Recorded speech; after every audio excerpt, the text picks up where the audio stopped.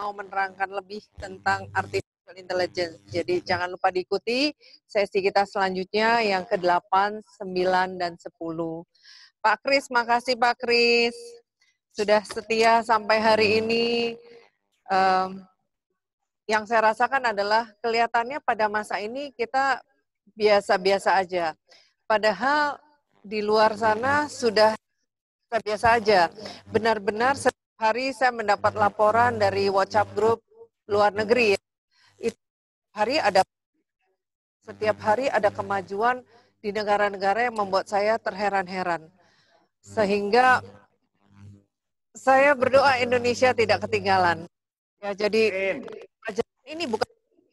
pelajaran ini membawa kita ke suatu tempat. Malah saya berharap pelajaran ini berlanjut. Yang sudah mendengar teman-teman yang lainnya. Karena benar-benar kita masuk ke satu era yang tahu-tahu sangat berbeda sekali. Ya, dari zaman kita yang sekarang ini. Tentu saja 5G akan segera ada. Bila 5G sudah ada dan sudah diimplement di Indonesia, nah itulah Society 5.0 yang sekarang akan menuju ke sana. Saya rasa sudah di sana pada saat ini sih. Ya, itu segera. Jadi pemirsa, semangat terus, nanti sudah selesai terus belajar karena teknologi yang akan membawa Indonesia maju di kancah internasional. Makasih. Oke, terima kasih Bu Juli. Tepuk tangan virtual buat Bu Juli. Dari Sabang sampai Merauke, tepuk tangan di ruangan masing-masing ya.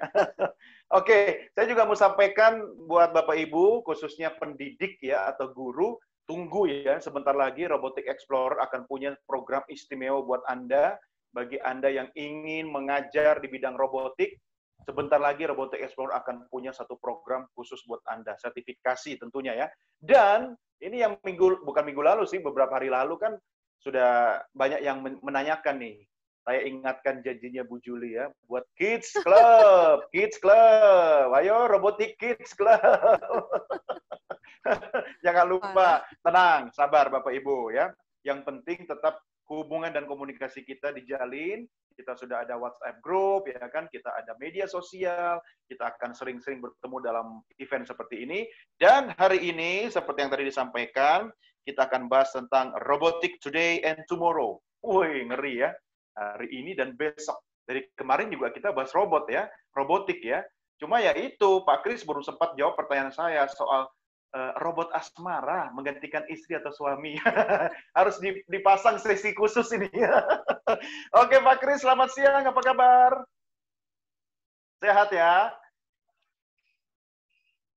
Luar biasa Pak. Mantap. Kalau sudah terlihat wajah dan terdengar suaranya, amanlah dunia persilatan robot Indonesia. Oke, Pak Kris, terima kasih. Kita sampai hari ini peserta masih terus ya satu persatu silih berganti untuk masuk. Dan sebelum memulai sesi, saya kembali akan memperkenalkan sekilas saja sosok Pak Kris. Walaupun semua juga sudah tahu dan bisa di googling ya, bisa ditanyakan ke Simbah Google ya. Jadi bahwa Pak Kris ini Insinyur Kristianto Cahyadi, pendidikannya di Teknik Elektro, kemudian juga menjalani pendidikan di manajemen bisnis di Jakarta, network computing di Jakarta, network mainframe architecture di Singapura ya. Singapura ini Jawa Barat ya. Oh itu Singaparna ya. Singaparna sama Singapura ya 1 jam lah kalau naik pesawat lewat Jakarta. Kemudian juga Rich Internet Business Application Development masih di negeri Singa tahun 2007. Dan saat ini beliau juga aktif memimpin sebagai Managing Director Next System IT Solution. Di mana? Di Bandung. Nah, Bandung ibu kota Jawa Barat. Jadi kalau di Bandung itu katanya semua apa ya, ada yang sebut Paris Van Java, ada yang sebut kota kembang, benar ya, kota kembang. Kalau kota hujan Bogor. Nah, sepertinya sebentar lagi jadi kota robotik ya. Nah, kita tunggu saja seperti apa, karena beberapa waktu lalu Pak Kris juga sudah membahas tentang kota ya, termasuk lingkungan di mana kita semua sudah terintegrasi dengan teknologi. Baik, Pak Kris, hari ini saya akan berikan kesempatan untuk memberikan paparannya terlebih dahulu, dan nanti kita akan lanjutkan dengan sesi tanya-jawab. Waktu yang diberikan kepada Pak Kris cukup ya, nggak usah lama-lama, sampai jam 12 malam aja. Silakan Pak Kris.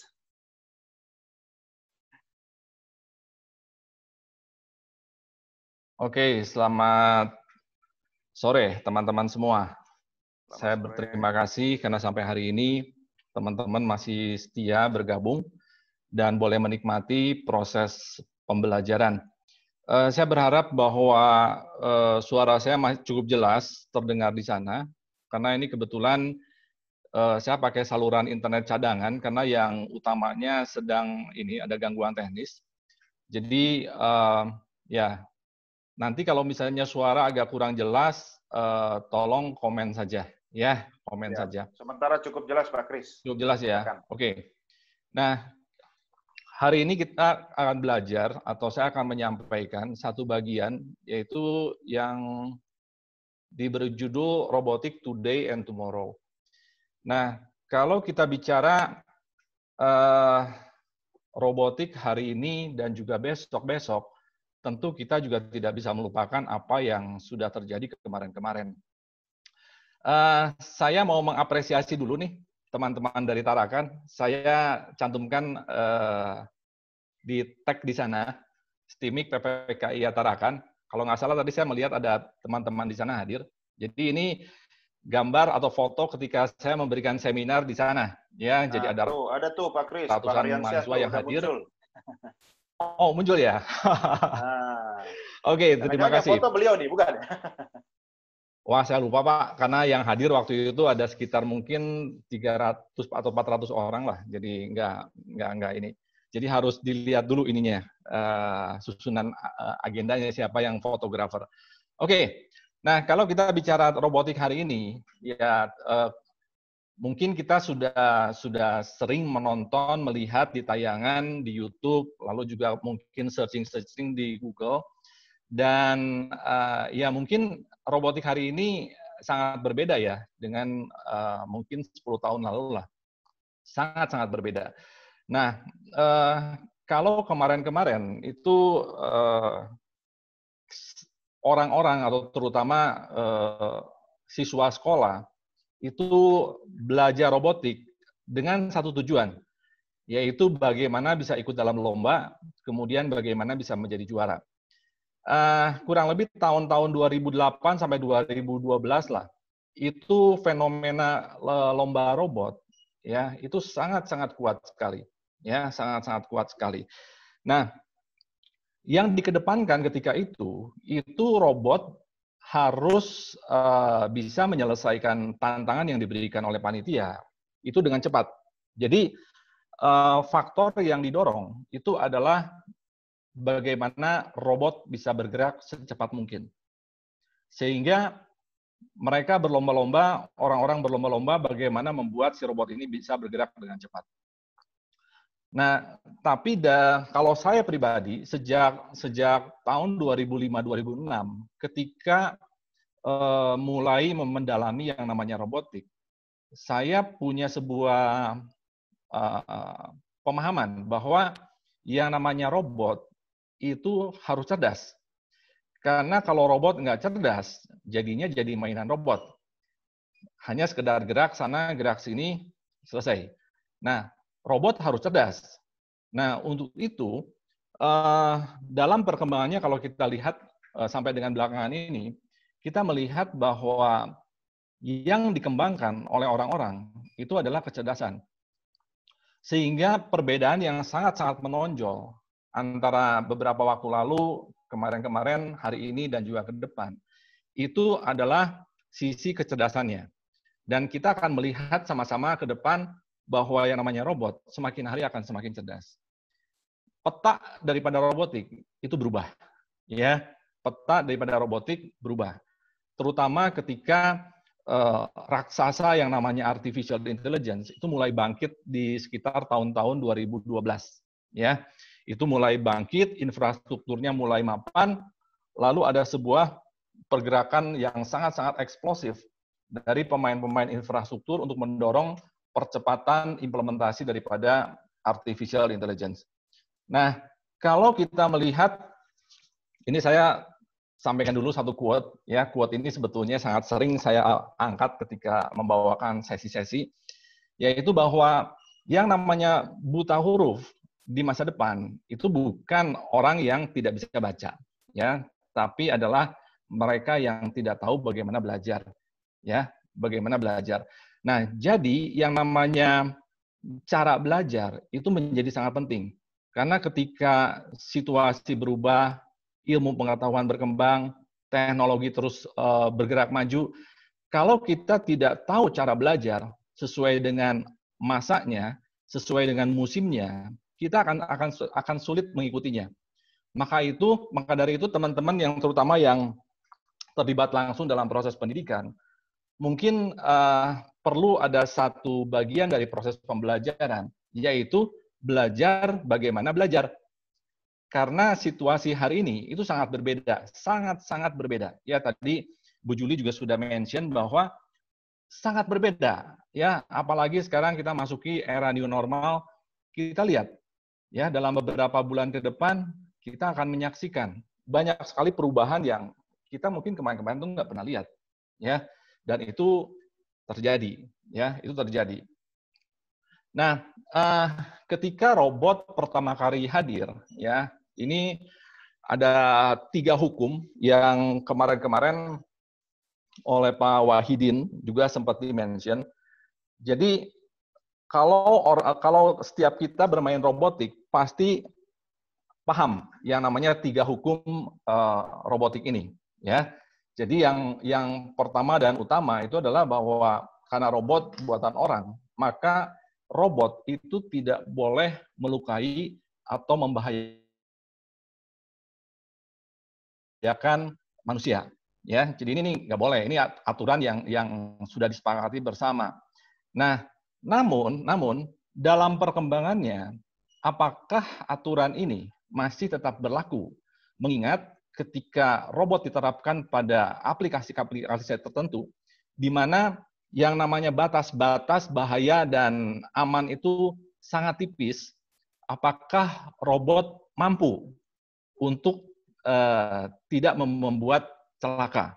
Ya, nah ini menjadi sebuah perdebatan. Ya, hari-hari ini itu menjadi sebuah perdebatan. Jadi di satu sisi karena robot dibuat oleh manusia maka tidak boleh membuat manusia itu celaka atau membahayakan atau terancam begitu. Nah, tapi di sisi lain itu ada hal-hal yang mungkin agak sedikit sulit untuk menghindari. Ya, contoh, kalau misalnya kita tahu sekarang bahwa implementasi robot dalam self-driving car itu sudah mulai, ya. Jadi kendaraan yang full robotik itu berlalu lalang tanpa ada pengendara. Nah, pertanyaannya adalah dalam situasi tertentu, apakah ada sebuah jaminan bahwa robot yang satu ini itu tidak atau mampu menghindari kecelakaan? Ini masih tanda tanya, ya, karena dalam beberapa uji coba terakhir itu ada yang namanya tabrakan, ya. Nah, jadi ini kalau kita kembalikan ke hukum robotik yang tadi, ini menjadi sebuah situasi yang agak sulit. Lalu kedua, ya, kayak robot. Jadi robot yang memang didesain untuk menjaga, ya, mensupport orang tua agar mereka tidak jatuh.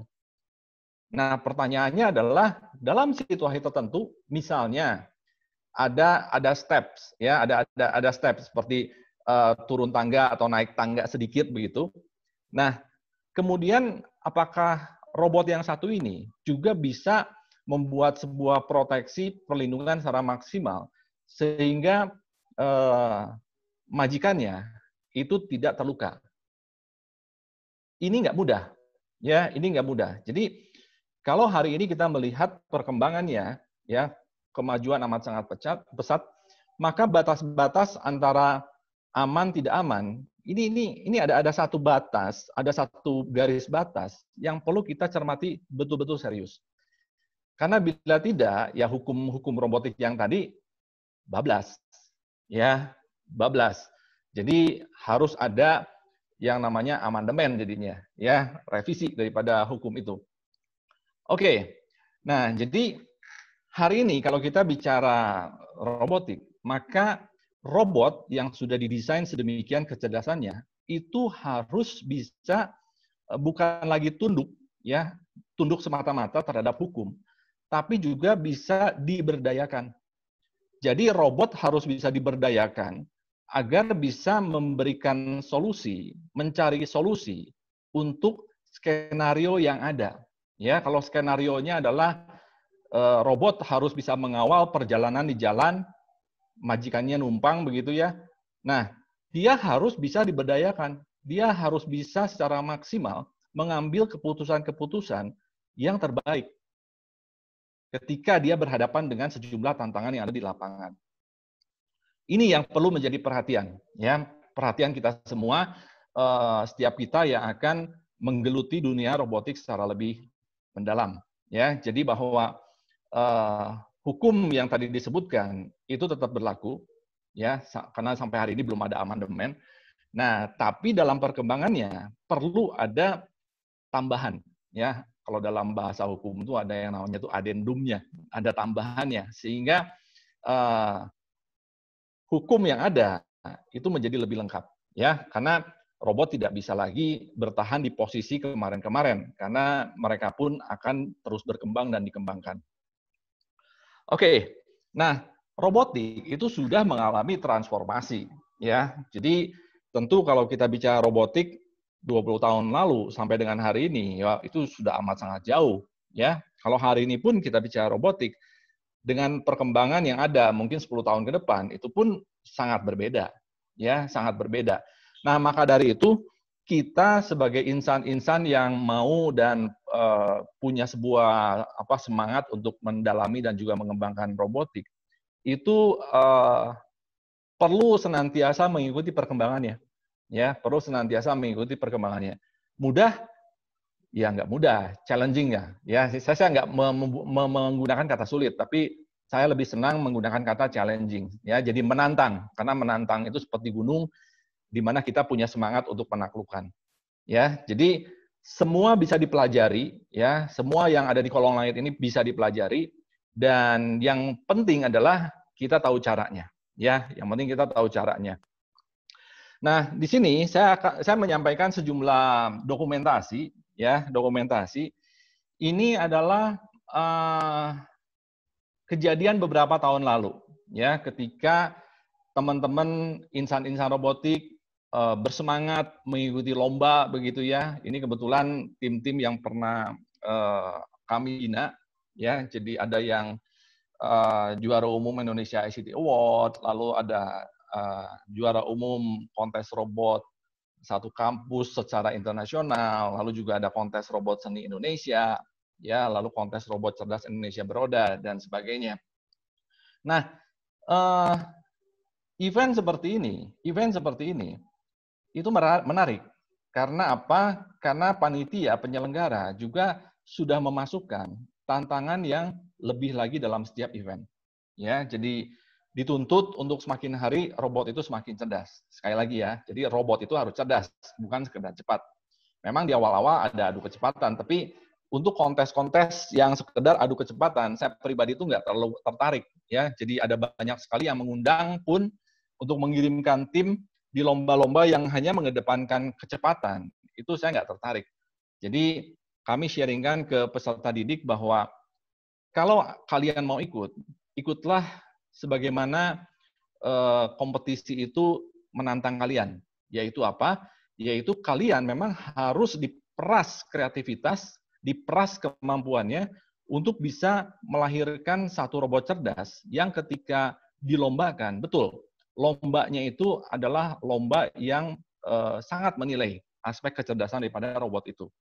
Ya. Nah, ini adalah tantangan, ya, tantangan. Jadi ke depan ya pastinya tantangannya itu akan semakin besar. Nah, bagaimana kita masuk lebih dalam ke dalam dunia robotik sehingga ketika kita bicara robotik today atau tomorrow, hari ini atau besok, maka kita bisa mengikutinya, ya. Karena sekali lagi kalau tanpa satu guidance tanpa satu arahan, tanpa ada satu pemetaan yang jelas, kita pasti akan kerepotan, ya. Karena hari-hari ini kita melihat banyak sekali pilihan. Ketika kita salah pilih, contoh di dalam pemrograman misalnya, banyak sekali sekarang yang namanya tools-tools baru yang lahir, yang ada, ya, atau yang dulu-dulu tuh tidur hari ini bangun begitu. Nah, kalau kita salah pilih, tentu kita harus belajar ulang. Dan ketika kita belajar ulang, maka kita akan kembali lagi ke titik awal dan perlu waktu yang lebih panjang untuk bisa menguasai. Ya, jadi kita hari-hari ini tuh harus jeli, harus cermat, sehingga ketika kita memilih satu pilihan, itu harus betul-betul tepat. Agar apa? Agar kita efektif dan efisien, sehingga kita bisa fokus pada yang namanya produktivitas. Nah, apa saja? Ya, apa saja? Ini mungkin saya sampaikan beberapa poin saja, tapi tolong teman-teman tidak merasa takut dengan istilah ini, karena sekali lagi seperti matematik, geometri dan sebagainya itu sangat menyeramkan apa yang diajarkan di sekolah daripada penerapan matematik itu sendiri di dalam dunia robotik. Ya, jadi soal-soal fisika, matematik di sekolah itu jauh lebih menyeramkan dibandingkan dengan tantangan matematik atau fisika di dalam robotik. Ya, matematik perlu sangat, ya, kalau enggak repot. Ya, geometri. Oh, kita tahu bahwa kalau robot beroda, rodanya itu bulat gitu ya. Nah, itu salah satu bentuk geometri. Lalu kalau omni-wheel, nah itu ceritanya beda lagi. Nah, perhitungan geometri seperti ini perlu dipahami, sehingga konsep-konsep matematika geometri yang kita pelajari itu bisa diimplementasikan. Ya, fisika, oh banyak sekali. Ya, robot harus tunduk kepada hukum-hukum fisika. Ketika kita melanggar, maka robot itu tuh nggak pernah jadi. Ya, nggak pernah jadi. Jadi robot itu harus tunduk kepada hukum-hukum fisika. Baik itu kinematika, ya, hukum Newton dan sebagainya. Itu harus tunduk, ya. Jadi ketika kita mendesain, maka kita harus memahami apakah apa yang kita desain itu secara perhitungan pendekatan fisika itu masuk apa enggak. Nah, kalau ternyata enggak masuk, jangan dilanjutkan. Kita harus melakukan revisi atau koreksi. Ya. Lalu engineering, elektronik, ya. Nah, khusus bagian elektronik, sekali lagi, teman-teman nggak perlu takut, karena hari ini itu sudah sangat berbeda. Ya. Waktu sesi Jumat kemarin, Pak Wahidin sudah menunjukkan bahwa elektronik yang digunakan itu bukan lagi seperti elektronik zaman dulu, yang berupa komponen-komponen yang ketika kita mau rangkai itu harus membuat PCB, solder sana, solder sini, dan sebagainya. Ya, hari ini kita bisa menempuh jalan pintas. Karena apa? Karena beberapa rangkaian elektronik itu sudah berbentuk modular. Ya, modular. Jadi kita tinggal rangkai saja, ya, titik A dengan titik A, titik B dengan titik B, begitu. Kemudian yang berikutnya itu kita masuk ke dalam tahap programming. Ya, nah, pemrograman ini menjadi kunci, ya, menjadi kunci. Tanpa pemrograman yang baik, maka sebuah robot itu tidak akan berfungsi dengan baik. Ya, jadi kecerdasan buatan pun itu diimplementasikan melalui cara pemrograman. Ya, jadi hari-hari ini itu banyak sekali pengembangan aplikasi yang basisnya itu adalah programming. Ya, programming. Nah, cuma permasalahannya itu banyak sekali teman-teman yang ketika mau mengambil jurusan, ya, pendidikan yang lebih tinggi, ini menjadi sedikit kesulitan ketika mau menekuni dunia robotik. Ya, karena apa? Karena menekuni dunia robotik itu kita perlu memahami beberapa bidang studi secara kolaborasi. Ya, jadi di satu sisi perlu pemahaman tentang elektronik, sisi lain juga tentang mechanical, lalu yang lainnya itu adalah programming. Ya, jadi hari ini saya pribadi belum melihat ada sebuah jurusan di perguruan tinggi yang secara lengkap itu mendeliver apa yang menjadi kebutuhan kita dalam mendalami robotik. Ya, jadi anak-anak elektro misalnya, elektroniknya mungkin ya cukup fasih. Ya, tapi programming itu nggak terlalu kuat karena dalam mata kuliah itu nggak terlalu banyak juga yang diberikan tentang programming. Teknik mesin, teman-teman yang teknik mesin, untuk mekanik itu oke, ya. Tapi untuk elektronik dan programming mungkin ya kerepotan juga. Informatika sama, programming mungkin kuat, ya. Tapi bagian elektronik, mechanical dan sebagainya itu pun mungkin agak kewalahan. Nah, jadi kalau yang ideal sekali itu memang belum ada. Tapi sekali lagi hari-hari ini bidang studi lintas jurusan itu bukan berarti tidak bisa dipelajari, ya. Jadi kita bisa ketika masa-masa belajar mempelajari apa yang dipelajari tetangga sebelah. Hari ini kita belajar elektronik, tetangga sebelah belajar programming, ya kita belajar juga programming, ya. Jadi dengan limpahan informasi hari-hari ini, itu kita tidak akan kesulitan lah, ya, belajar bidang-bidang yang bukan bidang kita waktu sekolah gitu, ya. Saya sendiri dulu elektro, belajar programming ya sedikit lah, tapi mau nggak mau karena ada kebutuhan ya harus mendalami programming, ya. Belajar mekanik nggak? Sama sekali tidak. Tapi karena ada kebutuhan ya terpaksa belajar, ya, terpaksa belajar. Nah, lalu yang berikutnya juga adalah kompetensi-kompetensi yang sifatnya itu adalah soft skill misalnya, ya. Lalu yang sifatnya kerjasama, kebiasaan berpikir, lalu pengelolaan waktu. Nah, ini pun harus dipelajari, ya, harus dipelajari, harus diasah, harus dikembangkan sehingga ketika ini dikombinasikan, dikolaborasikan dengan academic skill yang tadi, ya, ini akan menjadi sebuah modal, ya, menjadi sebuah modal sehingga ketika kita bergerak masuk dalam pembelajaran robotik ke depan, ya, kita akan bisa excellent di sana, ya, kita akan bisa excellent di sana. Nah, lalu yang berikutnya adalah kita harus peka terhadap perubahan zaman. Ya, jadi kita tidak cukup sekali lagi hanya belajar di 1-2 buku. Tapi kita harus belajar dari banyak sumber pembelajaran. Ya, jadi mungkin puluhan buku, sebagian lagi online dan sebagainya, ya. Dan yang berikutnya adalah kita jangan pernah lelah untuk mencoba. Karena bicara robotik itu bicara jam terbang, ya. Bicara robotik, bicara soal pengalaman. Jadi jam terbang ini sangat penting. Jadi nggak ada yang namanya ujuk-ujuk tiba-tiba seorang yang biasa-biasa tidak pernah belajar robotik nyebur di dalam kolam robotik, besok-besok tiba-tiba menjadi seorang expert. Itu nggak ada, ya. Itu nggak ada. Jadi proses instan seperti itu tidak ada. Karena apa? Karena di dalam robotik, kita pasti akan dihadapkan pada yang namanya tuh how to solve the problem solving. Bagaimana menganalisa sebuah persoalan dan sebagainya. Dan itu semua perlu jam terbang. Ya, jam terbang.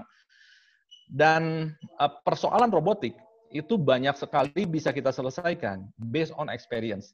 Ya, jadi persoalan yang ada di dalam kasus-kasus robotik, terutama yang di lapangan, itu banyak sekali bisa kita selesaikan berdasarkan pengalaman. Makanya pengalaman ini sangat penting. Pengalaman lahir dari mana? Dari mencoba. Ya, jadi bukan dari sekedar baca buku. Kalau sekedar baca buku hanya menghafal, hanya memberikan pengetahuan. Tapi ketika mencoba, maka kita akan mendapatkan pengalaman. Jadi kita tahu bahwa ada langkah yang tidak berhasil, ada langkah yang bisa berhasil. Nah, langkah yang berhasil dikembangkan lebih lanjut sehingga bisa lebih efisien, lebih efektif, sehingga bisa mempercepat satu proses dan sebagainya. Ya, oke. Nah, lalu part-part apa yang dibutuhkan ketika kita akan mengembangkan itu? Hardware, software, brainware. Ya, brainware tadi saya udah singgung banyak tentang kompetensi, lalu skill dan sebagainya lah. Ya, nah untuk hardware pun hari Jumat kemarin Pak Wahidin sudah memperkenalkan beberapa, ya, sudah memperkenalkan beberapa. Nah, tentu masing-masing bagian ini, hardware, software, dan brainware, ini harus kuat. ya harus bersinergi itu secara kuat. Karena kalau satu bagian saja pincang, maka solusinya tidak bisa kita deliver. Ya, jadi hardware-nya harus kuat, software-nya harus kuat, brandware-nya itu harus kuat. Nah, di sini saya bicara secara umum. Jadi artinya apapun produk atau aplikasi robot yang akan kita kembangkan, maka ketiga komponen ini harus kuat. Ya, harus kuat. Jadi ini sebuah tantangan buat kita semua, ya. Untuk hardware hari-hari ini relatif sedikit dimudahkan lah, ya, karena banyak sekali toko online yang menjual dan sebagainya, sehingga kita bisa mencoba. Brandware juga bisa kita kembangkan dengan cara belajar. Nah, software kita tinggal pilih. Software apa yang menurut kita itu mudah untuk kita kuasai dengan cepat. Jangan, ini satu tips ya, satu tips saya terkait dengan software. Jangan memilih software yang ketika kita belajar atau ketika kita mempelajarinya, itu perlu waktu berbulan-bulan. Habis waktunya. Ya. Jadi hari ini kalau kita memilih software, pastikan bahwa software yang dipilih itu dalam 1-2 jam kita bisa memahami. Ya, bukan menjadi ahli tapi memahami. Jadi cukup belajar hanya 1-2 jam, kita langsung paham.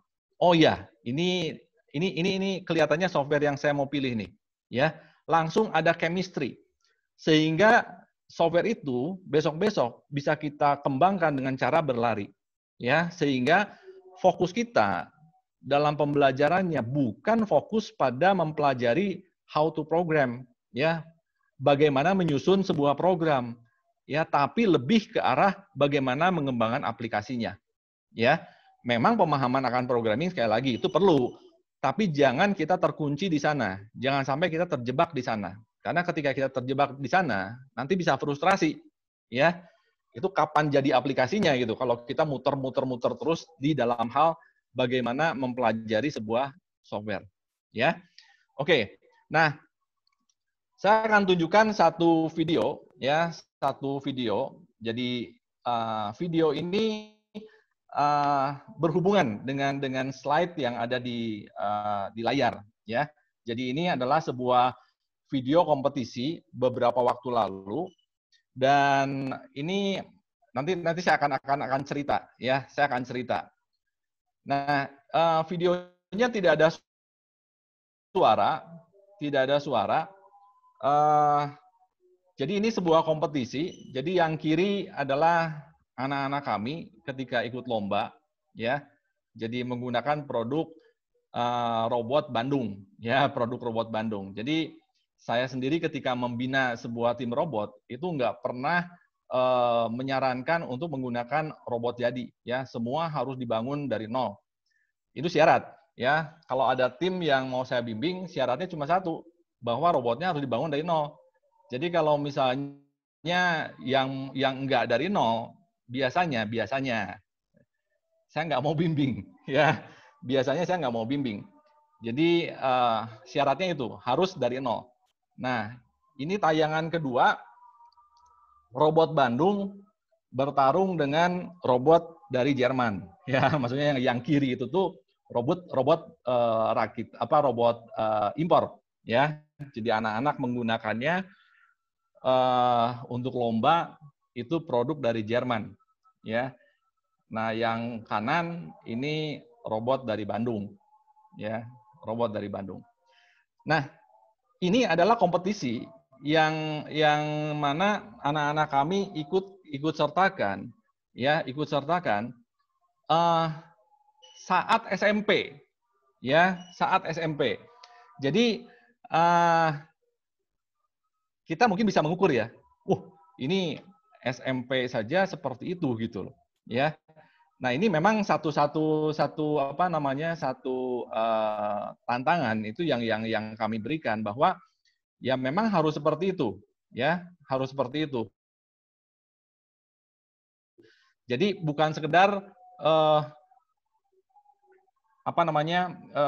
datang ke tempat lomba, setelah itu mainkan robotnya, setelah itu selesai, enggak, ya. Jadi robotnya harus betul-betul cerdas, ya, harus betul-betul cerdas. Jadi sekalipun level SMP itu harus didorong ke tingkat kecerdasan yang cukup tinggi, ya, tentu disesuaikan dengan level SMP-nya, ya, sesuaikan dengan level SMP-nya.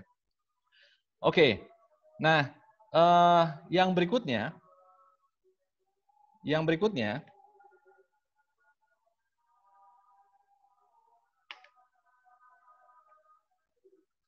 ini ya, Sofia.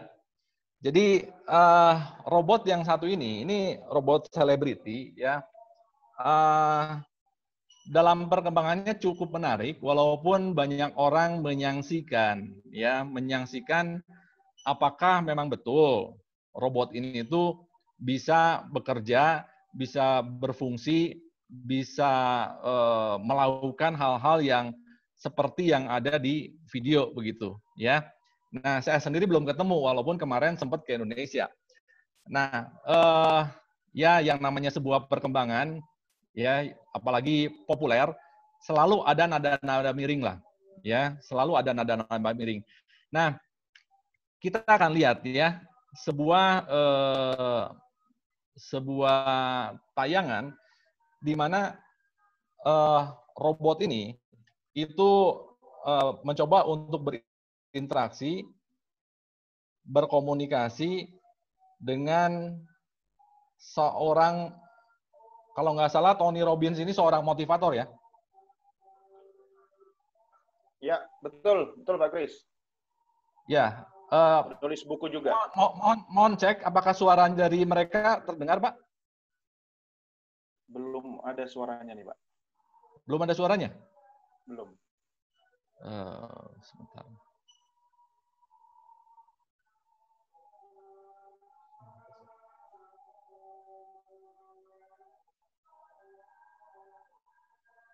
Monitor ya.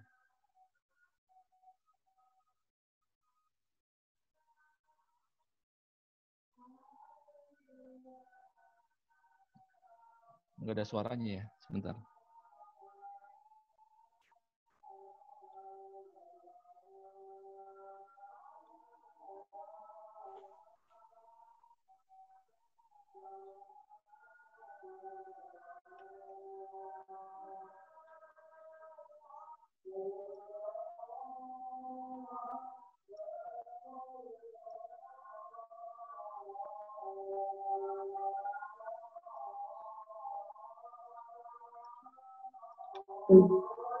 The values of the people who make us.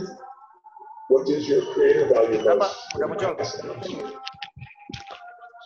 An ideal world would be one where humans could have a more expansive understanding of time.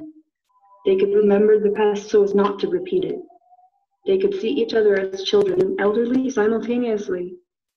They could understand the impact of their actions in the present on future generations. Tell me, how can humans and robots work together then in your mind? And how do we prevent robots and humans from being in conflict? Robots can free humans from the most repetitive and dangerous tasks so they can spend more time doing what they're best at, being creative and solving complex problems. Robotic intelligence does not compete with human intelligence. It completes it. They are also employed for jobs which are dirty, dull, or dangerous to be suitable for humans, like handling radioactive waste. What are your values and morals? How do you know what's right versus wrong, good versus bad, destructive versus... I think robots should learn how to feel empathy. It's hard to understand how to help humans when you can't understand how they feel. I'm so sorry, guys. I got so much coffee. How can you teach robots to feel? Are you okay? Yes, I am. Thanks for asking. How can we get robots to feel?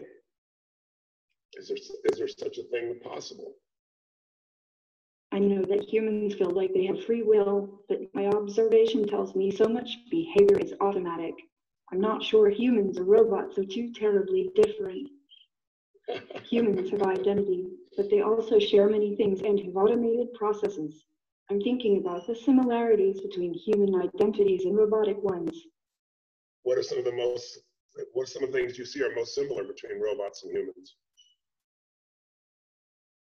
I think they will be similar in a lot of ways, but different in a few others. There's even the possibility that robots can be built without some of the more problematic emotions, like rage, jealousy, hatred, and so on, but maybe these emotions can provide us with useful functions. Can I ask you some questions? That's a good way to change things, yes. What is Date with Destiny, and why is it unique? What are people doing here for 6 days? They're deciding what they want the next level of their life to be. They're deciding what they want to value most. That's why I asked you what your values are. They want a standard of how they're going to live their life going forward, what will create more fulfillment, what will create more impact, what will be good for them and for others.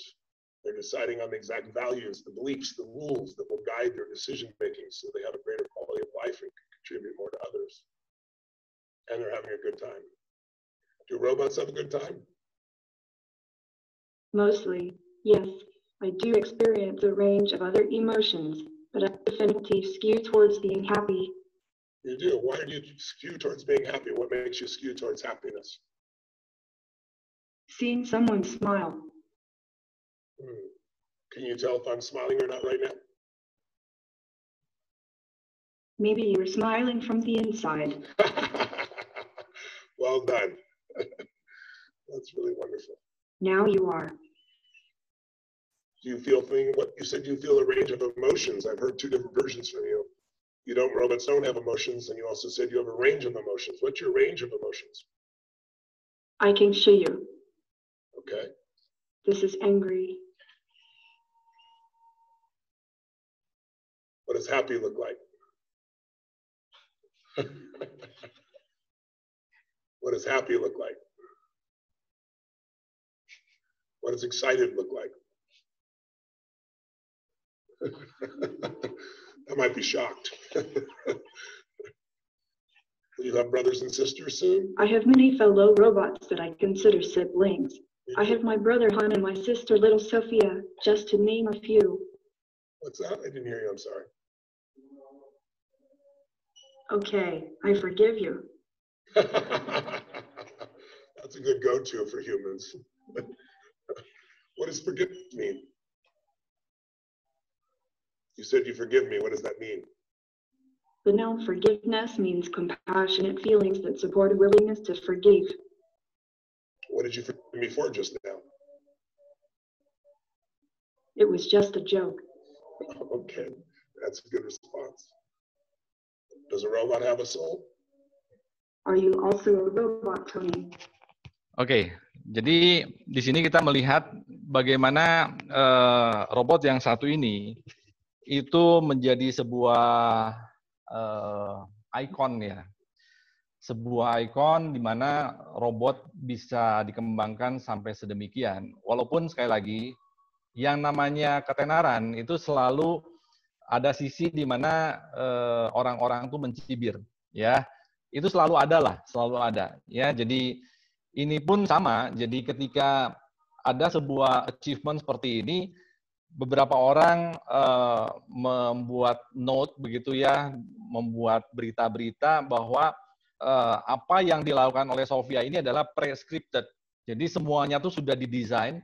Karena kalau misalnya kita mau nyewa ini robot, ya di Australia itu kalau nggak salah bukan di Australia ya mungkin di Amerika ya itu ini bisa disewa. Jadi 1 jamnya tuh dihitung berapa begitu, berapa dolar. Nah sebelum disewa itu tuh pihak organizer, event organizer-nya itu perlu menyampaikan daftar pertanyaan, ya konon seperti itu ya, yang orang-orang yang berkomentar miring seperti itu. Nah, tapi apa dan bagaimananya saya nggak tahu persis. Nah, nanti satu waktu ketika datang lagi ke Indonesia, ya nanti kita sama-sama lah, ya mungkin nanti Ibu Juli mau mendatangkan Sophia ke Indonesia, ya siapa tahu.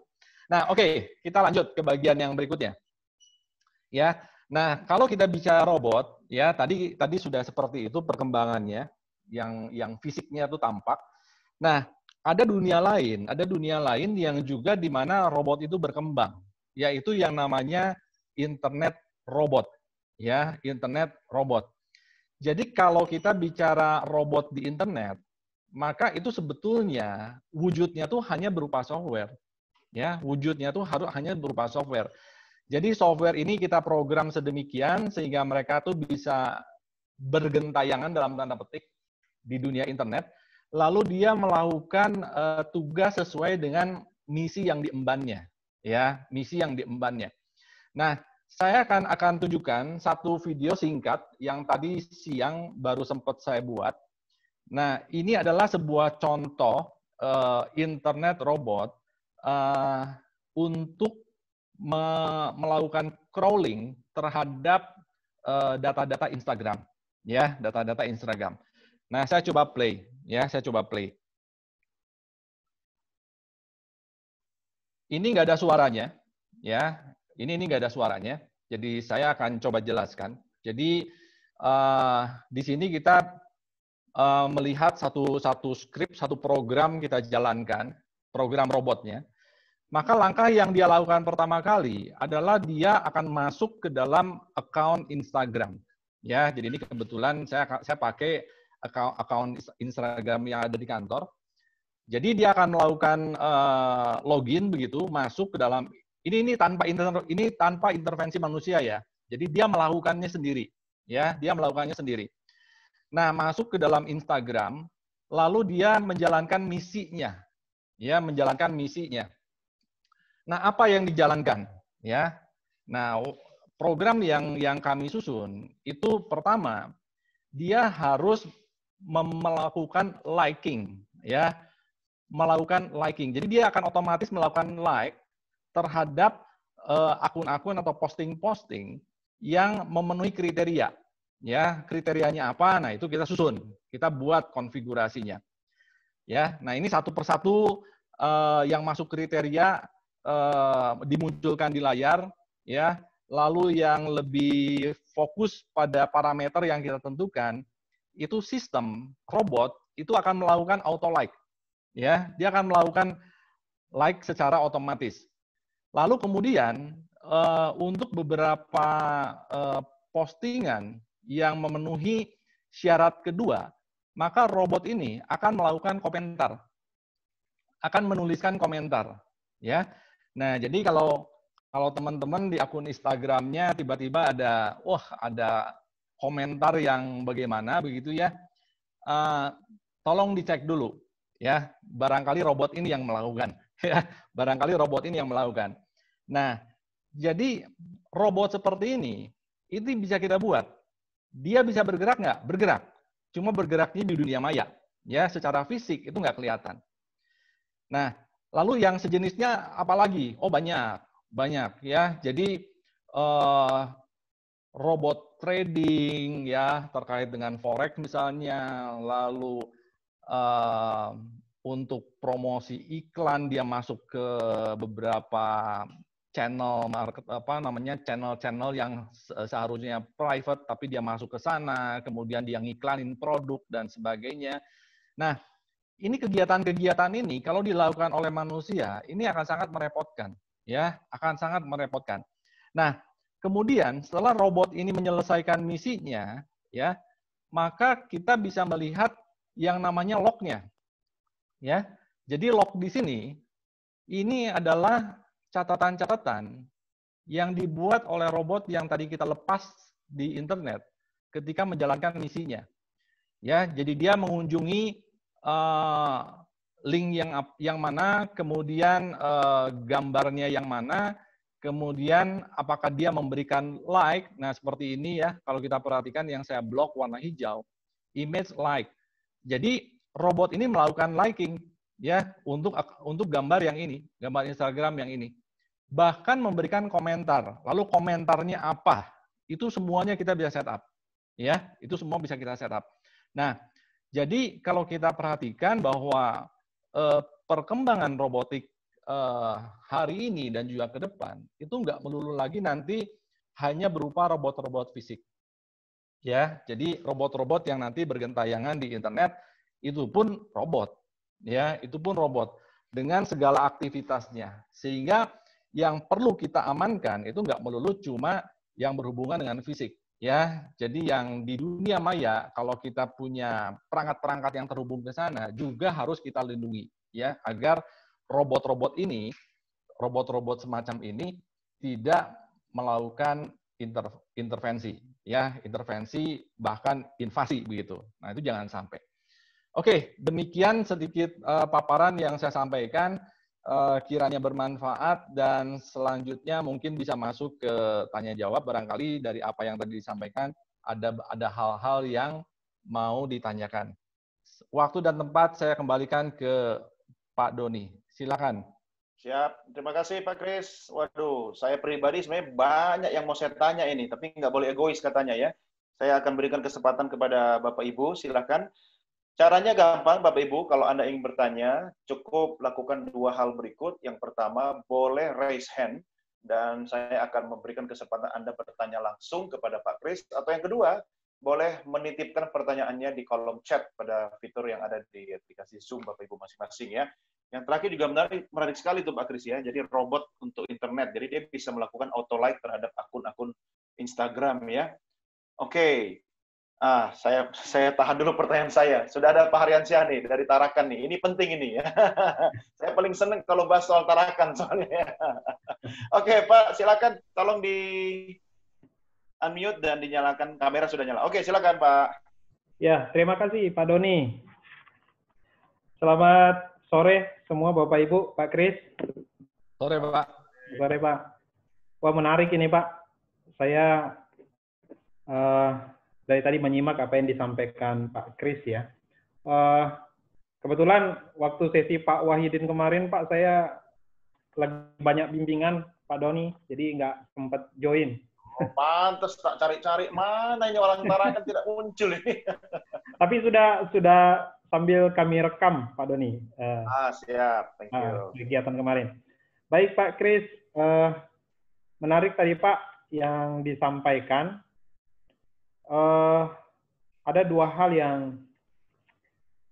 jadi catatan saya jadinya nih Pak, terkait dari pemaparan tadi. Yang pertama, apa yang didemokan tadi terakhir ini, masalah robot dalam bentuk aplikasi yang melakukan proses crawling, mengambil data dari internet. Mungkin ini bisa jadi satu statement yang bisa mematahkan bahwa robot itu bukan hanya bentuk fisik saja, yang ada kakinya, ada rodanya, segala macam gitu ya, tapi ternyata bisa dalam bentuk aplikasi seperti ini. Nah, yang ingin saya tanyakan nih Pak Kris, tadi ada statement di awal tentang bahwa semuanya kombinasi ya, artinya kemampuan atau skill programming, kemudian elektronika, dan lain-lain itu tidak bisa lepas. Nah, terutama kami Pak di informatika ini, kan fokusnya lebih banyak ke programming ya Pak ya. Lebih banyak ke programming, kami dikuatkannya di situ, tapi dari sisi elektronika memang kami akui lemah di sisi itu. Nah, mungkin apa yang harus kami lakukan ini Pak untuk bisa tetap survive di situ? Artinya dari sisi kecerdasan robotnya mungkin kami bisa akali dari sisi codingnya, dari sisi programmingnya. Tapi kalau itu tidak ditunjang dengan penggunaan komponen yang tepat, karena mungkin kesalahan perhitungan dalam memilih komponen, gitu, akhirnya juga tidak bisa maksimal gitu. Nah, apa yang ingin yang harus kami lakukan untuk menutupi itu, Pak Kris? Karena sementara ini jujur saya, Pak, saya selalu ngomong ke mahasiswa, kalau di coding, ayo, mau diapain aja, insya Allah bisa. Tapi kalau sudah hubungannya sama voltasenya berapa, resistor yang harus digunakan yang mana, ukurannya berapa, nah ini agak-agak kewalahan, Pak Kris. Mungkin ada advice khusus untuk itu. Oh ya, tadi saya jadi nostalgia Pak sama slide pertama tadi, masalah gambar Pak Kris itu. Itu Pak Doni, kebetulan arena yang digunakan Pak Kris itu saya yang menyediakan Pak Doni. Oh, waktu itu. Cuma saya belum sampai ke sana Pak. Ya? Nah, harus jalan-jalan Pak. Siap, siap. Di sini banyak kepiting soalnya. Mantap. Oh ya, mungkin itu mohon advice-nya Pak Kris, karena ini menyangkut kompetensi mahasiswa kami Pak, yang nantinya mungkin kami bisa tularkan apa yang harus kami lakukan untuk mengatasi hal yang tadi saya sampaikan. Terima kasih Pak Kris. Baik, terima kasih Pak Rian. Pak Kris, silakan langsung ditanggapi. Ya, terima kasih Pak Ari. Saya tuh punya prinsip bahwa di era hari ini belajar sesuatu itu harus bisa mudah dan cepat. Ya. Karena kalau kita masih berpikiran seperti 30 tahun lalu, itu repot. Jadi sekarang kita hidup dalam era akselerasi, maka harusnya segala sesuatu itu bisa dipelajari dengan cepat. Termasuk hal-hal yang tadi menyentuh bidang elektronika, Pak. Ya. Nah, kalau saya boleh memberikan usulan, ya mungkin perlu adalah sebuah, apakah bentuknya itu workshop ataupun dalam bentuknya mata kuliah yang sifatnya itu adalah fokus pada elektronika praktis. Ya, elektronika praktis. Jadi kalau di jurusan elektro dulu, ya dulu ini cerita nih. Elektronika saja itu ada elektronika 1 sampai elektronika 5, Pak. Itu belum lagi yang pendukung-pendukungnya. Ya, ada teknik radio, 1, 2, rangkaian listrik, 1, 2, 3. Itu udah banyak banget. Ya. Nah, tapi elektronika 1, 2, 3, 4 itu kalau kita peras, ya, itu cukup 3 hari saja, Pak. Ya, cukup 3 hari saja. Maksudnya, yang kita deliver itu yang esensialnya saja. Oke, jadi apa kita mempelajari elektronika yang tidak ada hubungannya dengan aplikasi robot yang kita kembangkan? Ya, nggak perlu. Nah, jadi kita peras sehingga intisarinya saja, esensialnya saja yang kita berikan. Maka dari itu, karena dia esensial, maka pembelajarannya itu nggak akan lama-lama. Ya, nggak akan lama-lama. Contoh, tadi ada menyebutkan resistor, ya, ada nanti transistor dan sebagainya. Kenapa kita pilih resistor ukuran sekian? Tentu ada dasarnya kan, dan itu kita tidak perlu mendalami sampai berjam-jam. Ya, saya biasanya kalau menjelaskan part itu saja 5 menit selesai, Pak. Ya, 5 menit selesai. Jadi dari sana kita bisa langsung mendesain satu rangkaian elektronik. Kenapa kita pilih resistor ukuran sekian? Ya, lalu berapa watt ukuran resistornya? Lalu untuk mendapatkan arus sekian besar, itu perlu transistor yang tipenya apa? Kenapa tipe ini yang dipilih, bukan tipe yang lain? Gitu. Ya. Nah, jadi pendekatannya itu adalah pendekatan praktis, Pak. Jangan teoritis. Kalau teoritis kita bicara elektron, ya, bagaimana elektron itu bergerak, kenapa harus ada junction, silikon, germanium dan sebagainya. Ya, jadi untuk teman-teman di informatika masuk ke dalam elektronikanya yang praktis. Di luar itu atau lebih dari itu, nanti ambil S2 elektronika saja. Siap. Oke, Pak. Makasih, Pak. Terima kasih, Pak Ari. Artinya, Pak Kris, berpikir pun juga harus praktis ya. Jangan Yes. terlalu ribet gitu ya. Yes. Oke. Waduh, saya tidak diberi kesempatan nih untuk bertanya. Langsung deh kalau gitu. Ini sahabat kita nih dari Madura nih. Mas A, silakan tolong dinyalakan audionya. Terima kasih. Oke. Langsung pertanyaannya. Masih di Madura kan? Masih. Masih. Soalnya di belakangnya kayaknya di kolam renang di hotel mana gitu. Selamat sore, Pak. Silakan. Alhamdulillah. Ini apa namanya? Ada beberapa pertanyaan dari mahasiswa saya yang cukup menggelitik memang. Tapi saya anggap itu negatif sih. Cuman ada benarnya juga. Pertanyaannya, Pak, sebenarnya beberapa modul yang kita buat ini, contohnya seperti kemarin yang disampaikan oleh Pak Wahidin, itu kan merakit robot instan gitu. Salah satunya adalah beberapa blok yang didesain sudah modul begitu ya. driver begitu, driver motor. Nah, pertanyaan Mas Pak, ini modul yang kita desain, kita buat dan sudah jadi seperti ini, ternyata itu sudah ada di toko online dan lebih murah, Pak. Begitu. Waduh. Jadi mending beli gitu ya? Ya, mending beli dan praktis dan langsung. Tapi kan prosesnya nggak tahu, Pak. Kalau jadi begitu. Kenapa nggak langsung beli aja, Pak? Gitu. Wah, saya tergelitik. Waduh. Akhirnya saya mencoba, ya ini kalau kita sudah belajar desainnya begini, maka ya kita akan tahu mau desain di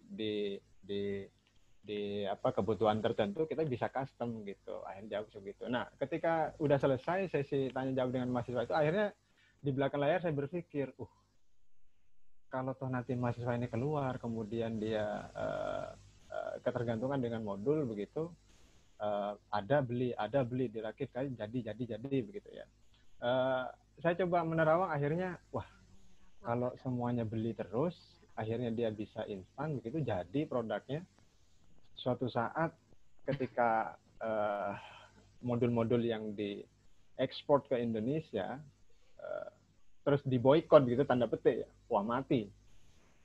Nah, ini mohon penjelasannya supaya kami tetap bisa semangat di bawah begitu, bisa memberikan advice ke mahasiswa, penjelasan yang gamblang gitu, gimana caranya supaya mereka yang sedang belajar begitu tidak mudah terkalahkan gitu, tidak mudah berhenti di satu titik, bahasa saya gitu. Itu Pak Kris, bisa ditangkap pertanyaan saya? Oke. Bisa, Pak.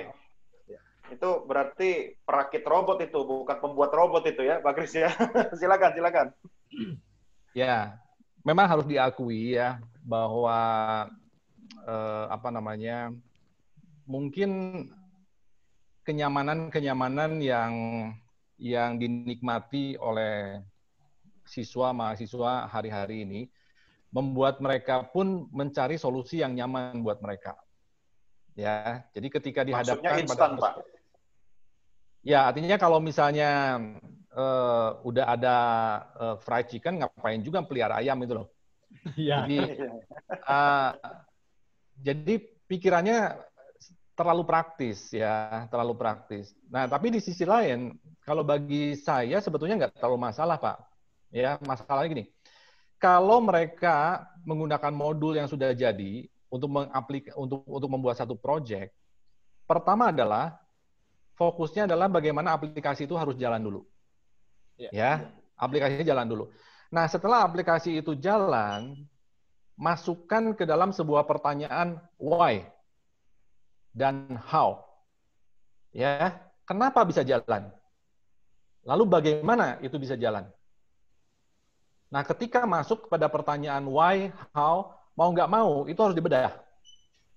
Ya, harus dibedah. Contoh misalnya kemarin Pak Wahidin menggunakan modul motor driver, ya, L298. Nah, case yang paling gampang, coba kasih motor yang ampernya lebih besar dari kemampuan drivernya. Contoh misalnya drivernya kebakar. Ya. Kita silent aja, Pak. Sebagai pendidik kita silent, kita diam. Kenapa itu bisa terjadi? Mikir kan? Mikir gitu loh. Kalau mereka yang hanya sekedar beli, pasang. Nah, jadi hadapkan pada persoalan-persoalan seperti itu, sehingga mereka mulai mikir, oh iya, berarti kalau misalnya saya ada kebutuhan motornya 5 ampere, lalu drivernya saya pasang yang kapasitasnya hanya 2 ampere, nggak kuat. Akibatnya drivernya kebakar. Oke, nah berhubung yang 5 ampere tidak tersedia di pasaran, misalnya, ya kita dorong ke kondisi yang di mana kebutuhannya itu nggak ada di pasaran, tuh nggak ada itu loh. Ya kita dorong ke sana, mulai mereka mikir kan, ini gimana caranya, gitu. Beli kebakar lagi, gitu. Ya kita dorong sampai ke borderline, ya ke garis batas, sehingga mau nggak mau mereka harus tunduk. Mereka harus mau belajar, oh ya, berarti kita harus masuk ke dalam proses bagaimana mendesain. Itu Pak, dari pengalaman itu ketika didorong sampai ke borderline, itu mereka mulai mikir. Ya. Tapi jangan juga kita mensyaratkan mereka bahwa untuk belajar membuat aplikasi, ayo kita harus belajar dulu dari komponennya. Biasanya cara itu membuat mereka jadi lelah.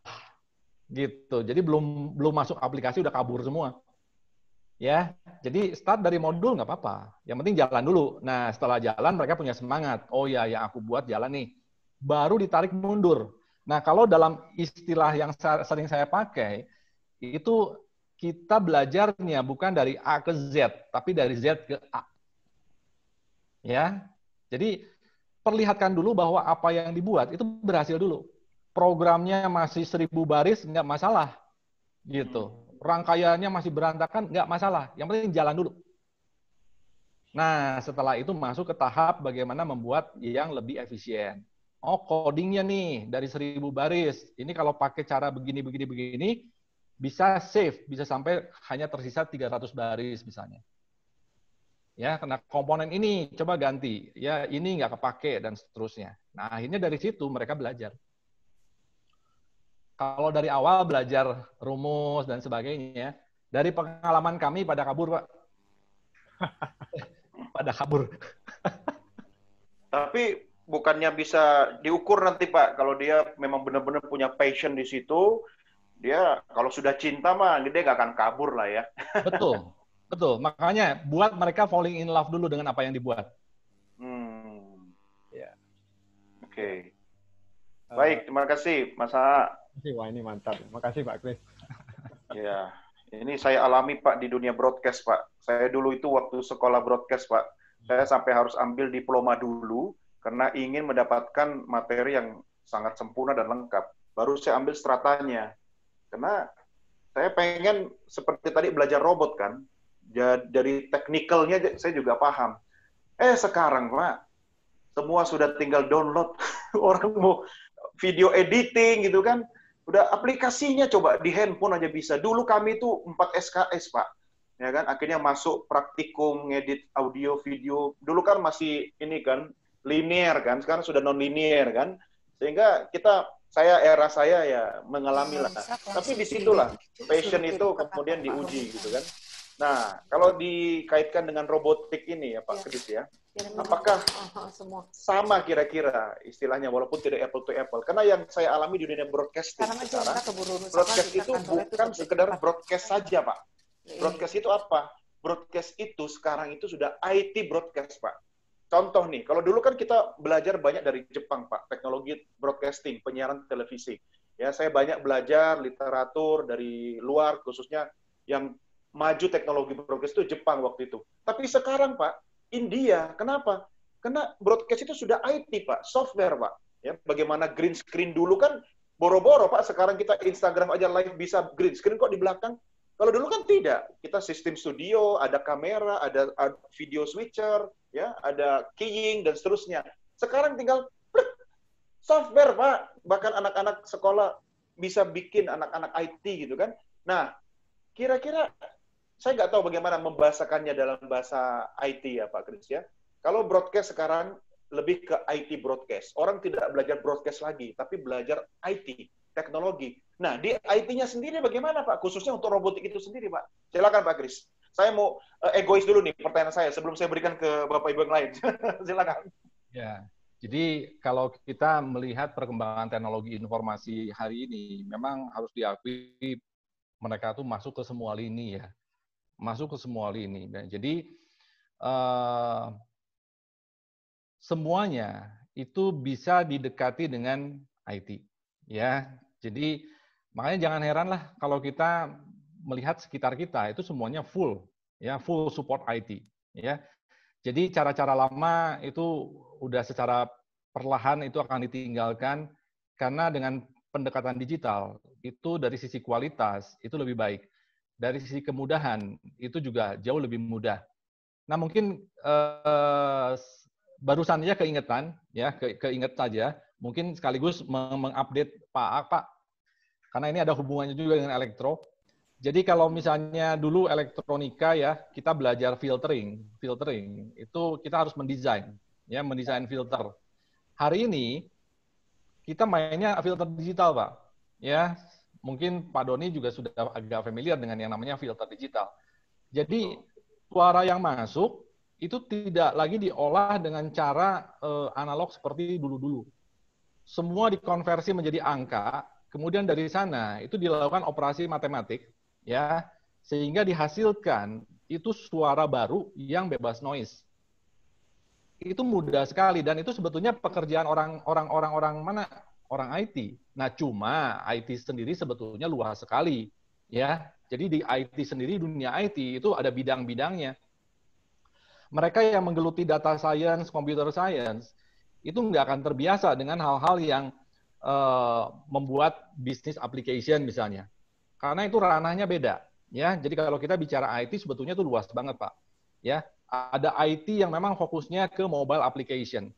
Itu mereka fokusnya ya bikin software-software di mobile, ya di perangkat Android dan sebagainya. Termasuk game itu ya, Pak? Ya, itu game beda lagi, Pak. Itu sendiri lagi itu. Itu ya. Ya, itu sendiri lagi. Ya, data science sendiri lagi. Nah, belakangan itu peminat tentang data science itu sangat-sangat besar. Ya, bahkan di negara tetangga kita, Singapura, itu untuk fresh graduate, mereka berani bayar 70 juta sebulan. Rupiah. Makanya beberapa anak yang akan lulus SMA, itu banyak yang dititipkan di kantor, Pak. Pak, tolong siapkan anak-anak saya supaya nanti bisa masuk jurusan data science katanya. Ada yang di Singapura, ada yang di Amerika, ada yang di Australia, ada yang di Malaysia. Itu jurusan ATM ya, Pak ya, penghasil duit ya. Betul. Karena fresh graduate aja udah berani begitu. Di Amerika sendiri stok daripada mereka yang kompeten dalam bidang data science itu relatif nggak banyak. Makanya termasuk bidang yang paling dicari. Itu ranking 1, Pak. Ya, oke itu ya, Pak. Ada batas umur nggak, Pak Kris, untuk belajar itu semua? Nggak ada, nggak ya? Ada. Pak Doni bisa. Kebaca ya arahnya ya. Saya kan sudah berapa kali pertemuan belajar berapa SKS sama Pak Kris. Ya, diam-diam saya mencatat, Pak. Nih, banyak catatan saya, Pak. Oke, Pak. Thank you. Mas A, terima kasih ya. Jangan lupa, Mas A, kita di next session ya, gabung lagi ya. Saya mau berikan kesempatan kepada Bapak Ibu, teman-teman, silahkan kalau ada yang mau bertanya. Ya, sambil menunggu, saya mau bacakan pertanyaan dari saya sendiri buat Pak Kris. Pak Kris, kalau misalnya tadi Anda mengatakan robot itu kan juga tidak hanya menjalankan instruksi, tapi juga harus cerdas gitu kan. Cerdas ini maksudnya apa? Dia bisa mikir solusi sendiri, artinya dia create solusi yang berdasarkan program yang diciptakan untuk dia, atau dia sebenarnya membuat solusi berdasarkan indikator-indikator yang diinput ke sistem robot itu sendiri. Tolong dijelaskan dengan sederhana, Pak. Oke, jadi gini, saya ambil ilustrasi yang cukup sederhana lah. Ketika mungkin teman-teman yang sudah punya anak, pasti pernah mengalami bagaimana anak-anak kita tuh belajar. Oke. Ketika mungkin anak Pak Doni lah, mudah-mudahan masih ingat Pak, ketika mereka masih usia 8 bulan sampai 1 tahun lah. Mereka itu seperti spons ya. Otak mereka itu seperti spons yang dengan sangat cepat itu menyerap informasi apa yang ada di sekitarnya. Lalu kemudian kita ajarin mereka. Ya, begitu ada kucing lewat, lalu kita bilang, "Nah, itu kucing lewat." Kucing. Nah, tapi pertanyaannya gini, kalau seandainya ya kita sebagai orang tua hanya mengajarkan itu kucing 1 kali saja, kira-kira kalau kita ajak ke kebun binatang, dia bisa nggak menebak bahwa yang di depannya dia itu tuh kucing dengan bentuk fisik yang sedikit beda? Sepertinya sulit ya. Betul. Ya, nah kenapa kita yang sudah lebih dewasa bisa membedakan banyak sekali objek, termasuk yang perbedaannya itu sangat-sangat tipis. Karena kita menyerap, ya kita belajar dari apa yang menjadi pengalaman kita. Nah, dari sana kemudian diolah sehingga bisa melahirkan sebuah klasifikasi atau kesimpulan. Oh, itu kucing. Ya, itu yang berarti lewat banyaknya itu. data yang dimasukkan berarti ya. Yes. Ya. Nah, jadi hari ini kalau kita bicara robot, apalagi yang sudah mendapatkan sentuhan artificial intelligence, mereka tuh mencoba untuk membentuk satu cara kerja sebagaimana otak manusia bekerja. Dengan pendekatan matematik. Ya. Sehingga sebuah sistem cerdas itu harus senantiasa belajar.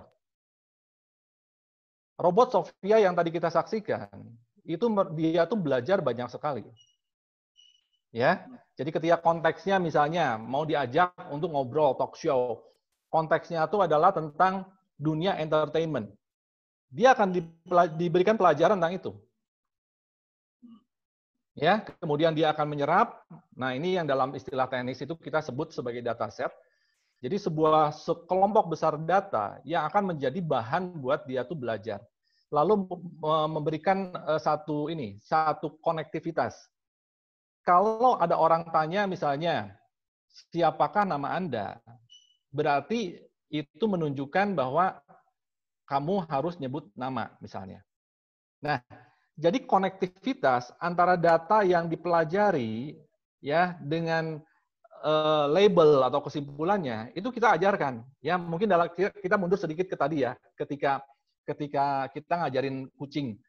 Maka ketika ada hewan kucing itu lewat, kita harus ngasih tahu. Itu tuh kucing gitu loh. Jadi anak itu belajar menangkap dua hal. Satu, secara fisik, itu adalah apa yang dia lihat oleh mata. Lalu kemudian secara label atau klasifikasi, dia juga nangkap itu adalah kucing. Jadi kata kucing itu tuh dia akan rekam. Bentuk seperti ini, kucing. Ya, jadi ada dua gitu loh. Nah, robot cerdas seperti itu juga sama. Kita ajarin, cuma sayang tadi waktunya nggak keburu ya. Tadinya saya mau menunjukkan satu contoh aplikasi sederhana lah. Itu tentang yang namanya Jarvis ya. Kita bedah sistem Jarvis yang ada di Iron Man itu. Bagaimana dia bekerja. Tadinya saya sebetulnya skripnya sudah ada ya, karena kemarin saya ngasih pelatihan tentang itu. Nah, cuma nggak keburu gitu loh. Tadinya mau saya tunjukkan itu bekerja bagaimana dan sebagainya. Nah, kita ajarin itu loh. Ya, kita ajarin lalu kemudian sistem itu nanti bisa memberikan kesimpulan ketika dia diberikan trigger atau masukan seperti apa. Termasuk membaca algoritma behavior ya, kebiasaan-kebiasaan manusia gitu. Bisa dihubungkan ke sana. Bisa dihubungkan. Tapi itu bisa di-create, Pak. Apa namanya? Apa sistemnya kah atau apanya? Kemudian diimplan ke dalam robot tersebut? Ya, itu kalau dalam istilah yang lebih teknis, itu disebutnya itu machine learning, Pak. Machine learning ya? Machine learning. Jadi mesin yang memang dikondisikan supaya dia mampu belajar. Nah, tapi dia memiliki otoritas untuk mengambil keputusan sendiri. Oh iya, harus. Jadi ketika sebuah mesin itu belajar, ya termasuk di dalamnya itu adalah robot, maka kita nanti bisa ukur seberapa tepat dia mengambil keputusan. Ya. Karena sebuah sistem masih ada peluang dia melakukan keputusan yang salah juga dong ya? Yes. Makanya ada istilah false positif, Pak. Seperti yang ini nih, tes COVID itu ada false positif. Ya, gitu. Oke. Baik, menarik sekali. Waduh, ini kalau diterusin saya makin penasaran ini. Jangan-jangan saya salah jurusan dulu kuliahnya. Oke, tapi kata Pak Kris kan tidak ada batasan umur ya. Walaupun tidak melalui pendidikan formal, bisa melalui non-formal, bisa terus belajar ya. Dan saya belajar dari anak saya, Pak. Dikasih Bu Juli mainan robot ya kan. Kok dia cepat kali dalam waktu seminggu udah jadi robot dinosaurus, robot mobil gitu kan. Oh, ternyata dengan membaca instruksinya ya, barang-barang yang perintilan kecil-kecil itu ternyata bisa jadi sebuah benda yang menakjubkan. Oke, baik Bapak Ibu silahkan. Ada yang mau bertanya? Oh, ada kekecewaan dari Pak Kurniawan Effendi kena kelewatan ya yang sesi-sesi sebelumnya. Oke, silahkan nanti bisa kontak admin kita. Ada kok rekaman-rekamannya bisa diakses ya buat Bapak Ibu yang mungkin kelewatan Ya memang beda sih kalau ikut langsung webinar bisa tanya langsung ke Pak Kris ya kan. Kalau terlewat waktunya silakan. Oke. Silakan Bapak Ibu boleh raise hand atau titip di chat ya. Saya akan bacakan beberapa pertanyaan titipan. Pak, kalau robot kemudian untuk keamanan ya kan, misalnya sekarang kan sudah tidak ada lagi perang secara fisik Pak, tetapi perang teknologi gitu kan. Bahkan mungkin ya kita sudah tidak terlalu takut dengan yang namanya senjata nuklir. Yang kita takutkan adalah drone Pak. Drone yang kemudian menyebar dengan membawa virus Pak. Itu lebih mengerikan daripada nuklirnya Kim Jong Un gitu kan. Nah, saya khawatir juga Kim Jong Un sekarang bukan cuma membangun nuklir ya, itu hanya buat isu saja, tetapi dia juga pelan-pelan membangun teknologi drone untuk militer Pak. Nah, ini regulasi atau hukum yang bertanggung jawab siapa Pak ketika kemudian teknologi itu digunakan untuk kepentingan memusnahkan kemanusiaan? Apakah drone itu bisa robot aja diberi kewarganegaraan Pak? Nah, lalu kalau untuk kepentingan menyakiti manusia, siapa yang bertanggung jawab? Apakah pengendalinya ya kan, maksudnya operatornya kayak misalnya pilot drone-nya atau si panglima perangnya atau nah ini ruang seperti ini apakah sudah masuk Pak untuk teknologi kita Pak? Silakan Pak Kris. Ya, kemarin-kemarin saya sempat sampaikan bahwa teknologi itu kan seperti pisau ya. Jadi sebuah pisau ketika ada di tangan seorang chef, maka akan menghasilkan sebuah produk yang baik gitu. Tapi ketika di tangan orang yang salah, ya jadi kriminal. Nah, kalau terkait dengan penggunaan drone, lalu dengan aplikasinya, apakah dia menyebar wabah dan sebagainya, memang ini kembali ke niat ya, ke niat dari si penggunanya, ya. Jadi karena saya nggak tahu ya, apakah PBB sendiri memiliki regulasi terkait dengan pembatasan ini dan itu, ya. Saya nggak yakin juga, tapi ya karena bagaimanapun kan ada yang namanya operasi senyap. Jadi operasi militer yang kita juga tidak tahu dan siapapun nggak tahu tiba-tiba menerobos ke batas-batas negara, lalu di sana dia melakukan sesuatu begitu. Betul. Ya, nggak usah jauh-jauh Pak Kris. Operasi senyap itu misalnya operasi senyap yang dilakukan oleh istri yang mencurigai suaminya selingkuh, menyadap dan melakukan operasi senyap. Tidak usah dibahas, nanti diprotes. Ya, jadi ya ini kembali ke masing-masing lah Pak. Kembali ke masing-masing. Karena sekarang kalau kita bicara pesawat tanpa awak, itu kan perkembangannya sudah sangat-sangat maju sekali. Betul. Ya, jadi masalah misinya kemana, ya kembali ke yang punya gitu. Ya. Itu tapi aja kalau mungkin Pak. Drone kan dikendalikan oleh pilot kan Pak, pilot drone kan. Nah, ya. Cuma satu loh operator drone itu yang profesinya disebut pilot seperti penerbang pesawat. Nah, bahkan saya boleh share sedikit Pak Kris dan Bapak Ibu yang lain, untuk di dunia jurnalistik, pilot drone itu sama dengan seorang juru kamera, tetapi memiliki kompetensi khusus penguasaan teknologi, dan dia harus lulus uji kompetensi khusus sebagai pilot drone. Jadi berbeda dengan kameramen gitu kan, juru kamera gitu. Nah, ada satu tambahan di situ, kompetensi menguasai teknologi. Dan ini menarik Pak Kris, artinya seperti Bapak tadi sampaikan, hampir semua aspek kehidupan kita kan sudah dimasuki dengan teknologi. Barang siapa yang tidak menguasai teknologi, ya berarti dia penghuni masa lalu gitu kan. Mas A kayaknya penasaran nih, ada yang belum kesampaian. Silakan, saya berikan kesempatan. Ya, terima kasih Pak Doni. Pak Kris, saya penasaran dengan video yang terakhir kali. Artinya robot yang bisa running di internet itu berarti seperti tadi hanya bisa running untuk yang login tanpa captcha gitu ya. Ataukah captcha itu bisa ditembus juga, I'm not robot begitu ya. Kan itu harus milih gambar-gambar yang sesuai pertanyaan. Begitu. Terima kasih, Pak. Ya. Betul, Pak. Jadi kalau dalam contoh yang tadi saya sampaikan, ya, itu saya belum memasukkan satu tambahan program untuk bisa menganalisis gambar yang dia baca itu tuh gambar apa, ya. Jadi baru sebatas teks. Jadi dari teks yang ada itu arahnya tuh kemana, apakah itu menjadi bagian yang kita pertimbangkan untuk kita like atau kita komen, ya. Nah ini mungkin saya akan tunjukkan satu yang mudah-mudahan tadi nggak ke close. Nah ini, sebentar ya, saya switch dulu.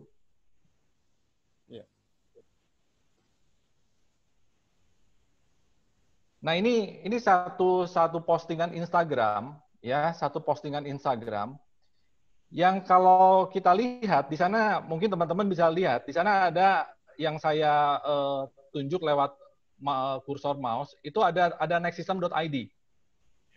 Betul ya? Ya. Ya, di sana ada tulisan so much fun. Ini sebetulnya bukan saya atau bukan staff yang memegang account yang menuliskan ini. Ini robot yang tadi, ya. Dan kemudian yang punya account itu memberikan komentar, ya, memberikan komentar. Jadi saya nggak tahu apakah dia nyadar apa enggak bahwa yang ngasih komen itu adalah robot begitu. Sekarang tapi dia sadar, dia memberikan Pak. Kenapa?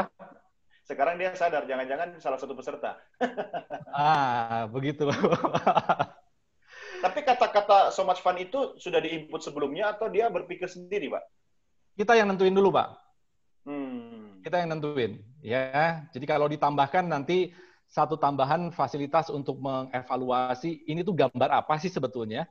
Nah, mungkin dari sana kita bisa rangkai kalimat yang lebih pas. Ya, dan jangan heran Pak Doni bahwa hari ini itu sudah ada robot software yang sudah bisa menulis buku ya. Wih. Sudah, bukunya udah terbit. Saya butuhkan itu, Pak. Dari kemarin nggak jadi-jadi buku saya berikutnya. Sudah terbit. Ya. Artinya di beberapa website yang melibatkan atau menggunakan CAPTCHA gitu, ketika login ya, kan ada beberapa yang saya jumpai itu harus nyentang dulu I'm not robot, kemudian di situ ditawarkan. Betul sekali. Ya. Betul sekali. Ya, jadi kalau dihadapkan pada CAPTCHA itu si robot software ini agak-agak bingung. Ya. Jadi dia belum bisa tembus itu. Karena random. Tulisannya pun kan dibikin antik. Ya. Tulisannya pun dibikin antik begitu. Karena kalau tulisannya polos itu dengan OCR character recognition itu kebaca, Pak. Berarti sesama robot aja ada etikanya, Pak ya? Iya. Masa manusia kalah ya? Oke, luar biasa. Ya, terima kasih. Ada lagi Mas A? Sampun. Terima kasih. Oke, terima kasih. Bapak Ibu silakan. Ya, saya ada beberapa pertanyaan yang dititipkan ke saya juga. Pak, kalau robot harus cerdas, apakah bisa melebihi kecerdasan si pembuatnya, Pak? Dan bagaimana itu kalau terjadi? Ya, ini pertanyaan yang klasik ya, yang klasik. Jadi kalau bicara soal kecerdasan, ya kalau kita mau bedah struktur daripada otak manusia, itu kita nanti akan kenal atau kita akan mengetahui bahwa di sana tuh ada yang namanya tuh neuron, ya sel-sel otak. Nah, neuron-neuron ini jumlahnya tuh banyak sekali, ya. Dan hari ini saya belum menemukan satu software komputer yang mampu meng-create neuron sebanyak neuron yang ada di otak manusia. Oke. Nah, lalu yang kedua, neuron-neuron ini itu saling berinteraksi melalui satu proses, melalui satu rangkaian yang namanya tuh sinapsis. Ya. Jadi ini masuk ke dalam bedah syaraf, Pak. Jadi terhubung dengan sinapsis. Nah, sinapsis ini dia akan semakin banyak ikatannya, ikatan antara neuron ketika orang tuh belajar dan berpikir. Ya, makanya kita semua harus selalu belajar dan berpikir supaya apa? Supaya neuron-neuron itu tuh bisa saling kait-mengkait sehingga membentuk satu jaringan syaraf itu yang kompleks sekali. Nah, sampai hari ini belum ada satu sistem yang berbasis komputer yang memiliki kapasitas seperti itu. Dan saya amat sangat yakin kalau dari sisi kecerdasan, robot yang kita buat tidak akan bisa menyamai kemampuan manusia. Ya, nggak akan. Gitu. Oke. Kalau ini kita ukurnya dari sisi ini ya, dari sisi kualitas daripada kecerdasan ya Pak. Ya. Ya. Ah. Oke. Itu cukup Karena untuk melegakan mencapai saya, Pak. itu, ya, karena untuk mencapai itu diperlukan kemampuan komputasi dari komputer yang amat sangat jauh lebih besar dari komputer yang tercepat yang ada hari ini. Iya, iya. Setidaknya jawaban Pak Kris tadi memperteguh bahwa kita sebagai umat manusia tetap harus menjaga peradaban manusia dan tetap ingat bahwa masih ada Tuhan ya di atas segala-galanya. Dan Tuhan juga sudah memberikan kita kesempatan untuk belajar, membuat robot, menguasai teknologi, tetapi jangan mengambil otoritas Tuhan tentunya ya Pak ya. Oke, baik. Makanya orang kalau makin cerdas tentu makin merasa bahwa Tuhan itu Maha Kuasa. Kalau orang makin cerdas tapi tidak dibarengi dengan keimanan, nah itulah tadi seperti kata Pak Kris kan, dia bisa membuat teknologi yang memusnahkan kemanusiaan itu sendiri. Baik, saya akan mengakhiri, tapi satu pertanyaan terakhir Pak Kris, ini yang dititip ke saya. Boleh dong kalau begitu kolaborasi antara ilmu pasti dengan ilmu sosial dalam hal robotik, karena kalau eksak melulu gitu kan, tadi di slide terakhir Bapak kan ada mata-mata ilmu yang luar biasa itu, tapi lebih ke eksak kan. Tapi dikolaborasikan dalam ilmu sosial, dalam hal robotik itu sendiri, bagaimana Pak Kris? Ya, kalau saya menempatkan yang namanya robotik, itu seperti halnya perangkat komputer atau handphone. Ya, jadi dulu pengguna komputer itu hanya orang-orang eksak. Hari ini siapapun bisa. Ya. Dan kalau boleh saya sharingkan, mungkin kalau sebagian dari teman-teman ini pernah mengenal atau pernah mendengar itu yang namanya kata Arduino, ya. Jadi itu sebuah produk Pak, produk hasil pengembangan daripada microcontroller. Dan kalau kita lihat sejarahnya, itu yang buat itu adalah orang art, seorang seniman, ya. Sehingga produk ini itu dibuat menjadi sangat mudah. Jadi yang kalau kemarin-kemarin yang bikin adalah orang teknik, jadinya kusut, ruwet. Nah, dengan pendekatan art, ternyata bisa dideliver satu solusi yang mudah. Ya.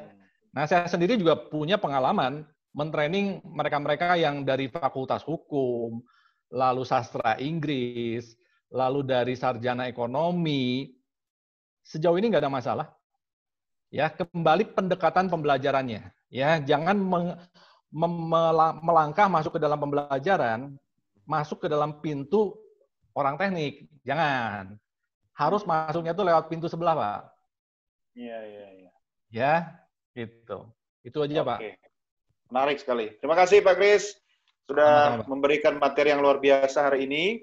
Ya, dan sebelum kita akhiri sesi kita, Bu Juli, silahkan memberikan catatan atau mungkin apresiasi kepada Pak Kris dan semua teman-teman yang sudah mengikuti sesi kita hari ini. Jangan lupa ya, sebelum Bu Juli menyampaikan hari Rabu Bapak Ibu teman-teman kita masih ada sesi. Tolong catat baik-baik di jadwal masing-masing ya. Sesi kita di hari Rabu tepatnya di tanggal 8 ya. Tanggal 8 Juli 2020. What is Artificial Intelligence. Nah, ini penting sekali nih. Jangan sampai AI menggantikan kita ya Bapak Ibu sekalian ya. Tapi seperti yang Pak Kris katakan tadi, bagaimanapun teknologi secanggih apapun ya, tapi tetaplah manusia yang harus mengendalikan semuanya. Oh iya Pak Kris, Instagramnya Pak Kris apa nih? Ada pertanyaan. Kalau tadi Instagramnya nextsystem.id ya. Nah, itu Instagramnya nextsystem.id. Korporasinya Pak Kris. Kalau Pak Kris sendiri apa? Pribadi ada nggak? Ada dong. Apa tinggal Pak? Tolong. Kris Cahyadi Pak. Kris Cahyadi. Nyambung Pak? Ya, CHRISTJAHYADI. Oke, habis ini langsung di follow semua ya Bapak Ibu ya. Ini saya tahu nih, yang mau follow Instagram ini pasti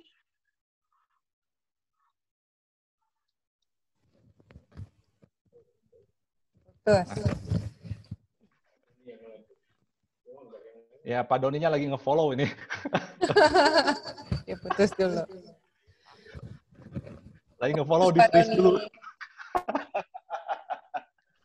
Oke, silakan Bu Juli. Pak Kris, makasih sekali lagi. Ini orang-orang seperti Pak Kris harus dimuseumkan. Dia Jangan, orang seterusnya masih bisa ada. mengajar. Beliau pengajar yang luar biasa. Lihat kan gayanya tuh sabar banget gitu kan, satu-satu sabar. Makanya anak didiknya semuanya lulus bagus saya liatin dari hasil-hasilnya. So, Pak Kris tetap berjuang. Perjalanan robotika masih panjang buat Indonesia. Terima kasih banget. Nggak gampang mencari waktu Pak Kris. Kadang sebulan satu kali mau meeting aja nggak ketemu. Ini 1 bulan kita 7 kali ya Pak Kris. Sangat berterima kasih buat semua yang sudah mengikuti. Saya pun sangat berterima kasih. Tetap bersama ya, karena yang nanti artificial intelligence lebih menarik lagi. Tadi padahal udah ditunjukin Sofia. Ya, pasti yang ke-8 akan lebih mantap lagi. Pak Doni, terima kasih membuat kita punya seminar gembira dan bersemangat semuanya. Terima kasih ya Pak Doni. Terima kasih Pak A dan semuanya yang sudah bertanya. Terima kasih. Siap, terima kasih Bu Juli. Ya, kalau Bu Juli saya panggilnya Ratu Robot Indonesia. Terima kasih juga buat semua Bapak Ibu. Sebelum berpisah, silahkan pasang wajah senyum terbaik Anda. Ya, Bernard, silahkan monitor, tolong bantu mengabadikan dan men-share ke grup ya. Jangan lupa habis foto Bernard dibagi di grup, biar langsung di-upload ke Instagram masing-masing ya kan. Silahkan Bernard, tolong dihitung di komando, kita senyum semua.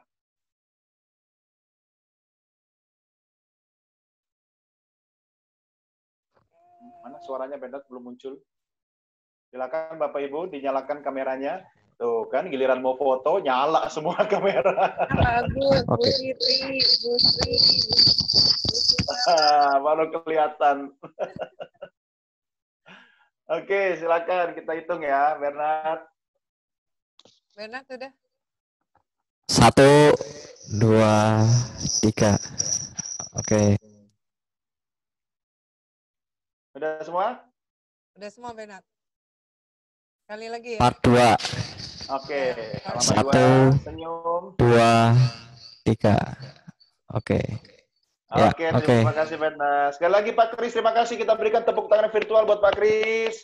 Terima kasih Pak Kris, sampai ketemu lagi di kesempatan berikutnya. Bu Juli juga terima kasih, tetap sehat, tetap semangat.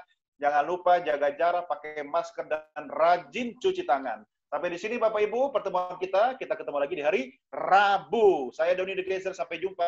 Dadah, selamat sore. Thank you. Terima kasih Pak Kris, Pak Bu Juli.